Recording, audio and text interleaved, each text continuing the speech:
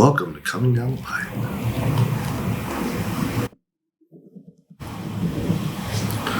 All right. You ready? Move the can.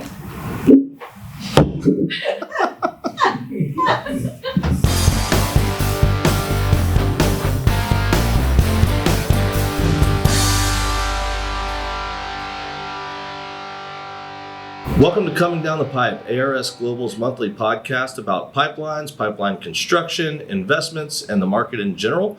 We're the midstream partner for Streamlined Sourcing Solutions, and today I have Wendy Goloway. And Wendy, what do you do for ARS? I work with operators, structural clients, selling pipe.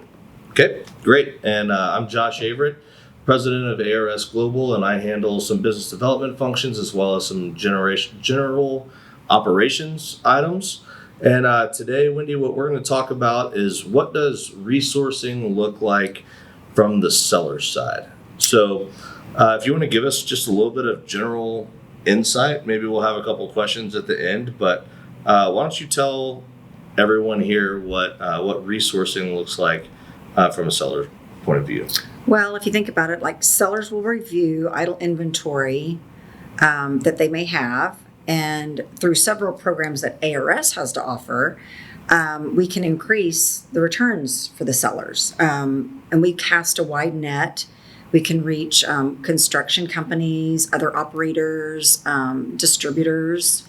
So that's something that we can do for them to kind of help them with their capital expenses, their idle expenses. Got it. So when you say that you guys cast or I should say we instead of you guys, when you say that we cast a large net, what does that net consist of? What kind of companies does ARS deal with on a daily basis? Gosh, we deal with tons of companies. We deal with other operators. We deal with construction companies. We deal with, I deal with a lot of structural distributors and then just other distributors looking to buy some of our assets that we have on the ground. Sure.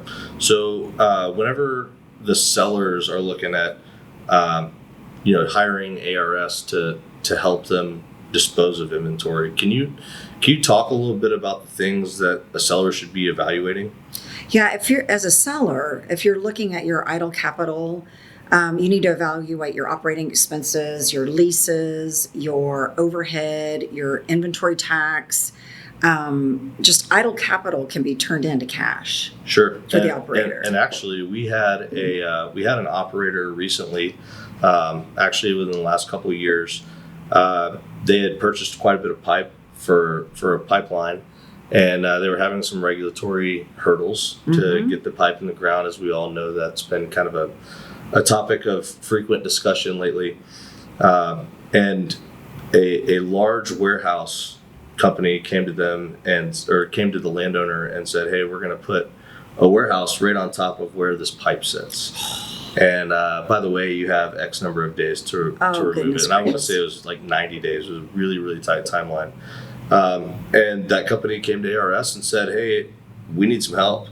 We have all this pipe sitting in a yard, and now we're kind of back against the wall, needing an option to get rid of this." And we started looking at it and evaluating it. And if we went to a broker or a scrap company, the pipe, number one, is going to be sold for pennies on the dollar. But number two, when you look at it from an access to capital perspective, there wasn't anybody out there really that could write a check for that much pipe all at one time. So we put it through one of our programs, reached out to quite a few different companies, and ended up finding another operator who's using that pipe on a pipeline in South Texas right now, being built. And we were able to, within 3 weeks, flip all of that pipe, get it moved out of the pipe yard, get a lot of cash into the seller's pocket, get pipe, deliver some bottom line cost savings on the pipe for the buyer, and then accelerate their construction timeline by months and months. Yeah. So it was a win-win for everybody, and kind of a feather in ARS's hat for that specific case. And that's where I think we're different too, is we can keep pipe on the ground. We can store inventory versus maybe some other companies out there. Sure. No, you bring up a good point. So we talk about the programs. We've mentioned programs a couple of times in this episode. And I think that, you're right. We need to talk about, not only our program for finding other operators, but our program for buying pipe. Mm-hmm. And if you want to elaborate a little bit more on what that process looks like for us as a buyer, feel free to tell everyone what else we do. Well, it's interesting. I was just at a conference, and at the conference, I was talking to. They had several operators there, and I was talking to an operator, and I had mentioned, we buy and sell surplus pipe fittings and valves, and he said, "You buy?" And I said, "Yes, we do." And I said, "Do y'all have any excess pipe from a project that you want to get rid of?" And he was like, "Yes, we do, actually." And he took a picture of my card and sent it to his assistant, who then sent me an email with a list of the pipe that I sent to you. Mm-hmm. But it's things like that we have the ability to take pipe off operators' hands when they don't need it anymore, and they don't have the time to go out and find another company or another company that has the same project on that same OD size. Let us buy it. We'll find the people to buy it from us. But I think that's where we kind of are a little different than other companies. We have the ability to buy the product and keep it on the ground or in a warehouse. And I think one of the things that we preach to sellers when they're trying to find buyers is if you can't find an end user for the pipe, obviously your return is going to be lower, but the return is going to be lower because of all the carrying costs, right? Facilities, employees, equipment, insurance, you name it, to carry that pipe through the entire cycle of finding a buyer.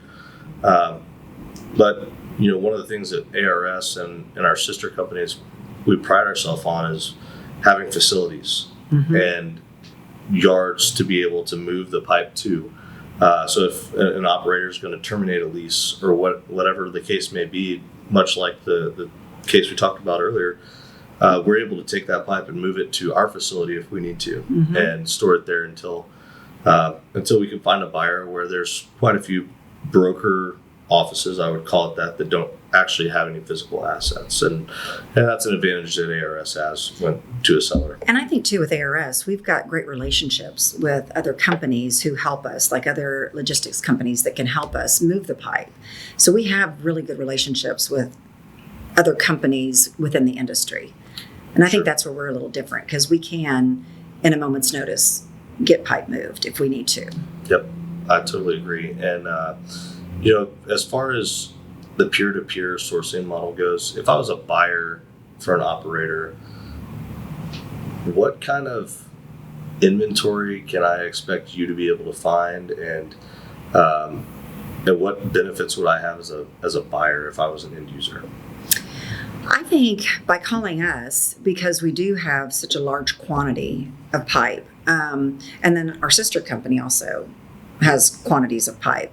I think between the two entities, we're able to find something that will fit their needs. We've been able to in the past. So I think that for a buyer, we're like a one-stop shop. They can come to us, give us their needs, or just send us an email of what they're looking for, and we can get it for them. Yep, perfect. And again, we talked about it earlier, but a lot of times that comes with cost savings and lead time savings, Mm-hmm. which are crucial to the project management cycle. So, Wendy, thank you so much for joining us today. Really appreciate you taking time out of your busy schedule, and we will be, I guess, seeing you guys next time. Feel free to like, subscribe, however you get your podcasts. Feel free to listen in every month. Thanks for joining and coming down the pipe for ARS Global's monthly podcast.